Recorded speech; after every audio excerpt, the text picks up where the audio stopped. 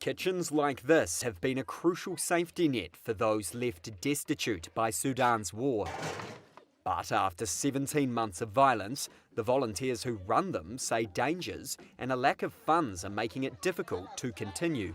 The conflict between Sudan's military and the paramilitary Rapid Support Forces has created the world's largest hunger and displacement crisis.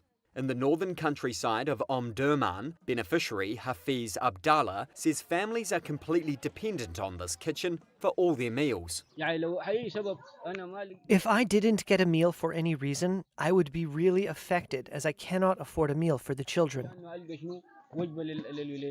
The backdrop is that international aid organisations, including the United Nations, have been struggling to get aid to those who need it most. Relief workers say both sides have deployed siege-like tactics to prevent food and other supplies reaching their opponents.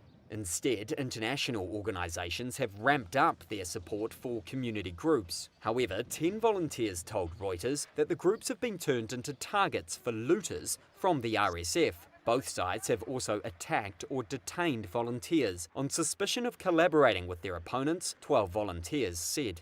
They are on the front line. Mathilde Vu is advocacy manager for the Norwegian Refugee Council. It began supporting local responders in Sudan last year. They're being detained, they're being harassed, they're being looted. And, this is all part of the warring parties not respecting really the protection of civilians, right? And not also seeing that these people are a key chain of the humanitarian system. And under international humanitarian law, they should be protected. And frankly, they're not right now. Many communal kitchens are operated by a loose network of community groups known as emergency response rooms. Both the Army and RSF distrust them. That's because they include people who were members of grassroots resistance committees that led pro-democracy protests in 2019. That uprising toppled former autocrat Omar al-Bashir. The army joined forces with the RSF to stage a military coup 2 years later, but rivalries between them erupted into open warfare in April 2023. Both the RSF and the Sudanese armed forces did not respond to requests for comment for this report. The RSF has previously denied targeting aid workers. It said any rogue elements who did so would be brought to justice. The military has also said it does not target aid workers. However, it says anyone who collaborates with the RSF is subject to arrest. A UN fact-finding mission has said that 65 cases tried by army-convened courts against alleged commanders and employees of the RSF as of June, 63 targeted activists and humanitarian workers. They include members of emergency response rooms, the mission said in its report. Meanwhile, hunger is spreading.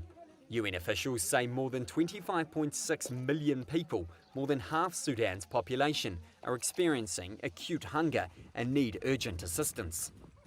Parts of the country are at risk of famine, and in the worst hit areas, residents have resorted to eating dirt and leaves. Emergency response rooms have set up 419 kitchens that aim to serve over 1 million people daily in Khartoum state alone. That's according to one state organiser, Abdallah Gamar.